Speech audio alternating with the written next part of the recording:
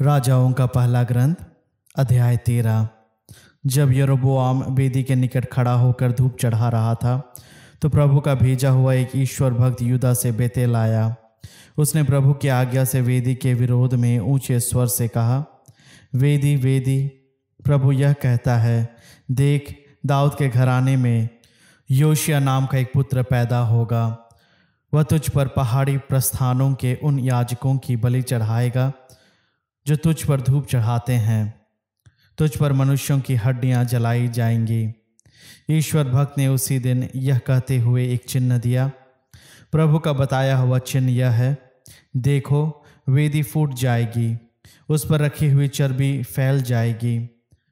जब राजा ने ये शब्द सुने जो उस ईश्वर भक्त ने बेतेल की वेदी के विरुद्ध कहे थे, तो यरोबोआम ने वेदी के निकट से हाथ उठाकर संकेत करते हुए आज्ञा दी, उसे पकड़ लो। लेकिन वह हाथ अकड़ गया जिसे उसने उसके विरुद्ध बढ़ाया था, और वह उसे अपनी ओर नहीं मोड़ सका। वेदी फट गई और वेदी पर रखी हुई चर्बी फैल गई, जैसा प्रभु की आज्ञा से प्रेरित ईश्वर भक्त ने संकेत दिया था। अब राजा ईश्वर भक्त से निवेदन करने लगा, प्रभु अपने ईश्वर को शांत करो, मेरे लिए प्रार्थना करो जिससे मेरा हाथ फिर पहले जैसा हो जाए। इस पर ईश्वर भक्त ने प्रभु से प्रार्थना की और राजा का हाथ अच्छा हो गया। अब वह फिर पहले जैसा हो गया। अब राजा ने ईश्वर भक्त से कहा, मेरे साथ घर आकर भोजन करो, मैं तुम्हें उपहार दूंगा।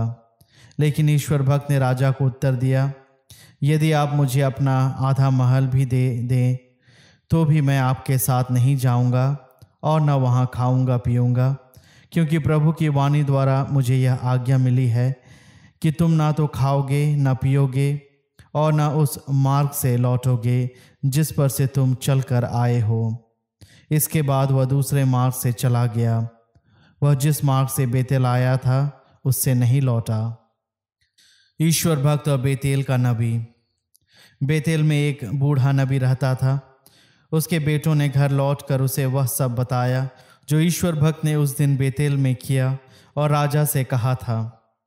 जब उन्होंने अपने पिता को इस प्रकार बताया, तब उनके पिता ने उससे पूछा, वह किस रास्ते से गया है? पुत्रों ने उसे यूदा से आए ईश्वर भक्त के जाने का मार्ग बताया। इस पर उसने अपने पुत्रों को आज्ञा दी, मेरे लिए गधा कसो। गधे के कसे जाने पर वह उस पर सवार हुआ और ईश्वर भक्त के पीछे चल पड़ा। उसने उसे बालूत वृक्ष के नीचे बैठा पाया। वह उससे पूछने लगा, क्या यूदा में आए ईश्वर भक्त तुम ही हो? उसने उत्तर दिया, हाँ, मैं ही हूँ। तब वह उससे बोला, भोजन करने मेरे साथ मेरे घर चलो। किंतु उसने उत्तर दिया, मैं ना तो लौट सकता और ना तुम्हारे साथ चल सकता। मैं तुम्हारे साथ वहाँ ना तो भोजन करूँगा और ना पानी पीऊँगा, क्योंकि प्रभु की वाणी द्वारा मुझे यह आज्ञा मिली है कि तुम ना वहाँ खाना ना पीना और न उस मार्ग से लौटना जिस पर से चलकर तुम वहां गए हो। उसने उत्तर दिया, तुम्हारी तरह मैं भी एक नबी हूँ। प्रभु की आज्ञा से एक दूत ने मुझसे कहा है कि उसे अपने यहाँ ले जाओ जिससे वह कुछ खा पी सके। वह उससे इस प्रकार झूठ बोला। तब वह उसके साथ गया और उसके यहाँ खाया पिया। वे भोजन करने बैठे ही रहे थे कि प्रभु की वाणी उस नबी को सुनाई पड़ी जिसे वह ले आया था। उसने यूदा के आए ईश्वर भक्त से कहा, प्रभु का कहना है, तुमने प्रभु की वाणी की अवहेलना की और उस आज्ञा का पालन नहीं किया जो प्रभु तुम्हारे ईश्वर ने तुम्हें दी थी, बल्कि लौट पर तुमने उसी स्थान पर खाया पिया जहां मैंने तुम्हें खाने पीने को मना किया था। इसलिए तुम्हारा शव तुम्हारे पूर्वजों के समाधि स्थान में नहीं दफनाया जाएगा। ईश्वर भक्त के खाने पीने के बाद वृद्ध नबी ने उस नबी का गधा कसवाया जिसे वह लौटा कर लाया था। फिर वह चला गया। रास्ते में उसे एक सींग मिला जिसने उसे मार डाला। उसकी लाश रास्ते में पड़ी रही। गधा पास ही खड़ा रहा। वह सींग भी लाश के पास खड़ा रहा। पास से निकलने वाले लोगों ने जब मृतक को मार्ग पर पड़ा हुआ और लाश के पास सींग को खड़ा देखा तो उन्होंने जाकर नगर में रहने वाले बूढ़े नबी को इसकी सूचना दी। उस नबी ने जिसने उसे लौटाया था यह सुनकर कहा, वह वही ईश्वर भक्त है जिसने प्रभु की वाणी की अवहेलना की है। इसलिए प्रभु ने उसे सींग को उस पर छोड़ दिया और उसने उस पर टूटकर उसे मार डाला, ठीक वैसे ही जैसे प्रभु ने उससे कहा था। इस पर उसने अपने पुत्रों को अपने लिए गधा कसने की आज्ञा दी। उन्होंने गधा कस दिया। तब उसने वहां जाकर मृतक को मार्ग पर पड़ा हुआ तथा गधे और सींग को लाश के पास खड़ा पाया। सींग ने ना तो शव खाया था और न गधे को फाड़कर मारा था। ईश्वर भक्त का शव उठाकर और उसे गधे पर रखकर वह नबी उसे नगर में ले आया, जिससे वह शोक मनाए और उसे दफना दे। उसने मृतक को अपनी ही कब्र में दफनाया और उस पर शोक मनाते हुए कहा, हाय मेरे भाई। उसे दफनाने के बाद उसने अपने पुत्रों से कहा, मेरे मरने पर तुम मुझे भी इसी कब्र में रखोगे जिसमें ईश्वर भक्त दफनाया गया है। तुम उसकी हड्डियों के पास ही मेरी भी हड्डियां रखोगे, क्योंकि उसने प्रभु की आज्ञा से जो संदेश बेतेल की वेदी और समारिया के नगरों के पहाड़ी पूजा स्थलों पर बने सब मंदिरों के विरुद्ध दिया था, वह अवश्य पूर्ण होगा। फिर भी यरोबोआम ने अपना पाप चरण नहीं छोड़ा। वह पहाड़ी पूजा स्थानों के लिए जनसाधारण में से पुरोहितों को नियुक्त करता जाता था। जो भी चाहता था यरोबोआम उसका किसी पहाड़ी पूजा स्थान के पुरोहित के रूप में अभिषेक करता था। यही यरोबोआम के घराने के लिए पाप का अवसर बना और यही कारण है कि आगे चलकर उसके राज्य का पतन हुआ और पृथ्वी पर से उसका अस्तित्व मिटा दिया गया। यरोबोआम के विरुद्ध नबी की भविष्यवाणी। अध्याय 14। उस समय यरोबोआम का पुत्र अबिया बीमार पड़ा। तब यरोबोआम ने अपनी पत्नी से कहा, वेश बदल लो, जिससे कोई यह न जान पाए कि तुम यरोबोआम की पत्नी हो, और सिलो चली जाओ। वहाँ नबी अहिया रहता है, जिसने पहले मुझसे कहा था कि तुम इन लोगों के राजा बनोगे। 10 रोटियां, कुछ पूरियां और कुछ कुप्पी मधु साथ लेकर उसके पास जाओ। वह तुम्हें बताएगा कि इस लड़के का क्या होगा। यरोबोआम की पत्नी ने यही किया। वह चलकर शिलो में अहिया के घर पहुंची। अहिया नहीं देख सकता था, क्योंकि बुढ़ापे के कारण उसकी आंखों की ज्योति धुंधली पड़ गई थी। प्रभु ने अहिया से कहा, देखो, यरोबोआम की पत्नी अपनी बीमार पुत्र के विषय में पूछने आ रही है। तुम उससे इस प्रकार कहना, वह आकर दूसरी स्त्री होने का स्वंग रचेगी। जब वह द्वार पर पहुंची और अहिया ने उसके पैरों की आवाज़ सुनी, तो उसने उससे कहा, यरोबोआम की पत्नी, अंदर आ जाओ। तुम दूसरी स्त्री होने का स्वंग क्यों रचती हो? मुझे तुमको बुरा समाचार सुनाना है। तुम यरोबोआम के पास जाकर यह कहो, प्रभु इज़राइल के ईश्वर का कहना है कि मैंने तुम्हें लोगों में ऊंचा उठाया और तुम्हें अपनी प्रजा इज़राइल का शासक नियुक्त किया। मैंने दाऊद के घराने से राज्य छीन कर उसे तुमको दिया, परंतु तुम मेरे सेवक दाऊद के समान नहीं निकले, जिसने मेरी आज्ञाओं का पालन किया था और मुझे प्रिय लगने वाले कर्म करते हुए संपूर्ण हृदय से मेरा अनुसरण किया था। तुमने अपने से पहले के सब लोगों से अधिक कुकर्म किए। तुमने अपने लिए अन्य देवता ढली मूर्तियां बनवाई। तुमने मुझे अप्रसन्न किया और मुझे त्याग दिया। इसलिए मैं यरोबोआम के घराने पर विपत्तियां ढाऊंगा और इज़राइल में सब पुरुषों को, चाहे वे स्वतंत्र हो या दास, नष्ट करूंगा। मैं यरोबोआम के घराने को वैसे ही भस्म कर डालूंगा जैसे कोई कंडे को जलाकर राख कर देता है। यरोबोआम के घराने का जो कोई नगर में मरेगा उसे कुत्ते खा जाएंगे, और जो खुले मैदान में मरेगा उसे आकाश की पक्षी नोच कर खाएंगे। यह प्रभु की वाणी है। तुम अपने घर लौट जाओ। ज्यों ही तुम नगर में पैर रखोगे, लड़का मर जाएगा।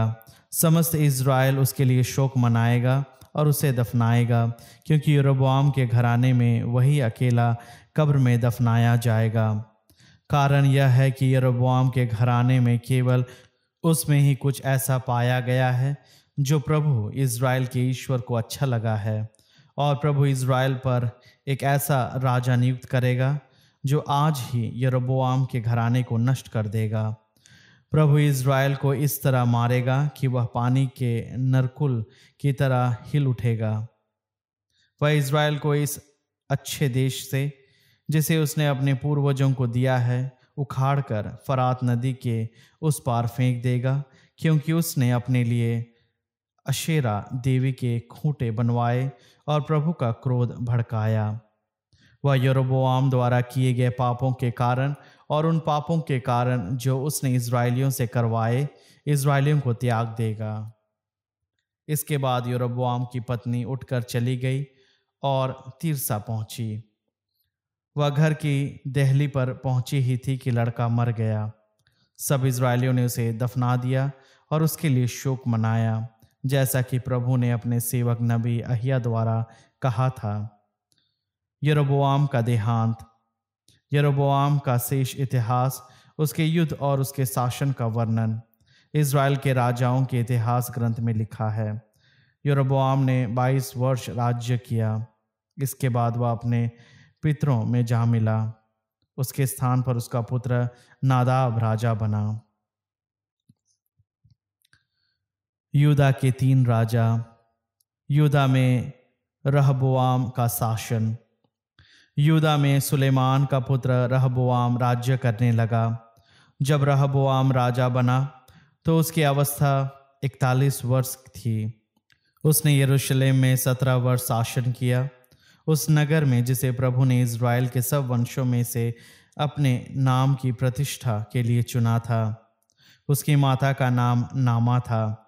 वह अमोनी जाति की थी। यूदा वंशियों ने वही काम किया जो प्रभु की दृष्टि में बुरा है। उन्होंने अपने पाप कर्मों से प्रभु का कोप अपने पूर्वजों से भी अधिक भड़काया। उन्होंने टीलों पर पूजा स्थान बनवाए और प्रत्येक ऊंची पहाड़ी पर एवं प्रत्येक घने पेड़ के नीचे पूजा स्तंभ और अशेरा देवी के खूंटे प्रतिष्ठित किए। ऐसे लोग भी देश में थे जो पूजा की आड़ में पुरुषागमन करते थे। उन्होंने उन राष्ट्रों के सारे घृणित कर्मों का अनुसरण किया जिन्हें प्रभु ने इज़राइलियों के सामने से भगा दिया था। राजा रहबोआम के 5वें वर्ष मिस्र के राजा शीशक ने यरूशलेम पर आक्रमण किया। उसने प्रभु के मंदिर और राजभवन के सारे खजाने लूट लिए।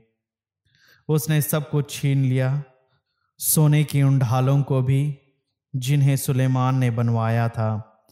राजा रहबोआम ने उनकी जगह कांसे के ढाले बनवाई और उन्हें उन अंगरक्षकों के अध्यक्षों को सौंपा जो राजभवन के द्वार पर पहरा देते थे। जब जब राजा प्रभु के मंदिर में जाता था, अंगरक्षक उन्हें हाथ में लिए रहते और उसके बाद वे उन्हें रक्षकों के कमरे में ले जाकर रख देते। रहबोआम का शेष इतिहास और उसका सारा कार्यकलाप यूदा के राजाओं के इतिहास ग्रंथ में लिखा है। रहबोआम और यरोबोआम में सदा युद्ध होता रहा। रहबोआम अपने पितरों में जा मिला और अपने पितरों के पास दाऊद नगर में दफनाया गया। उसकी माँ का नाम नमा था। वह अमोनी जाति की थी। उसका पुत्र अबियाम उसकी जगह राजा बना।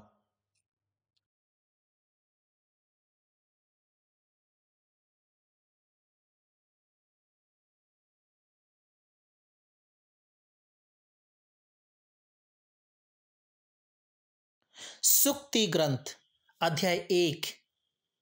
इस्राएल के राजा दाऊद के पुत्र सुलेमान की सुक्तियां, जिसे मनुष्य प्रज्ञा और अनुशासन ग्रहण करें, गंभीर वचनों की अर्थ समझें, संयम पूर्ण जीवन बिताने की शिक्षा, न्याय, कर्तव्य बोध और सच्चाई प्राप्त करें।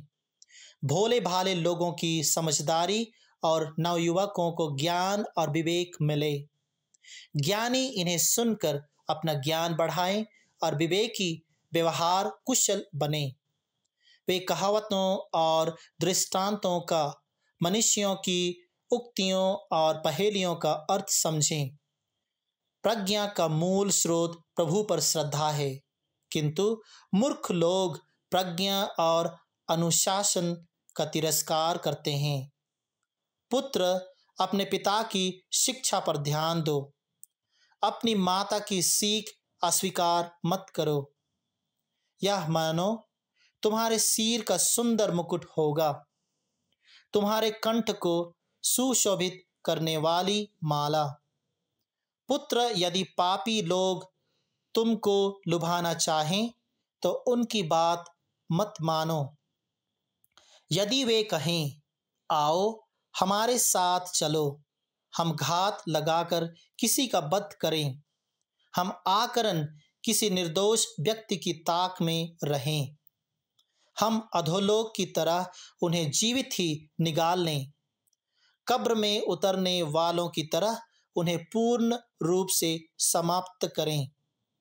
हमें सब प्रकार की बहुमूल्य वस्तुएं मिल जाएंगी, हम लूट के माल से अपने घर भर लेंगे। हम में से एक बनो, हम सब की एक ही पूंजी होगी। पुत्र, ऐसे लोगों का साथ मत दो, उनके मार्ग पर पैर मत रखो, क्योंकि उनके कदम बुराई की ओर बढ़ते हैं, वे रक्त बहाने को दौड़ते हैं। जब पक्षी देख रहे हों तो जाल बिछाना व्यर्थ है। ये लोग अपने ही लोगों का वध करते और अपने ही जीवन की घात में बैठते हैं। यह उन लोगों की गति है जो पाप की कमाई एकत्र करते, ऐसी कमाई मनुष्यों की जान लेती है।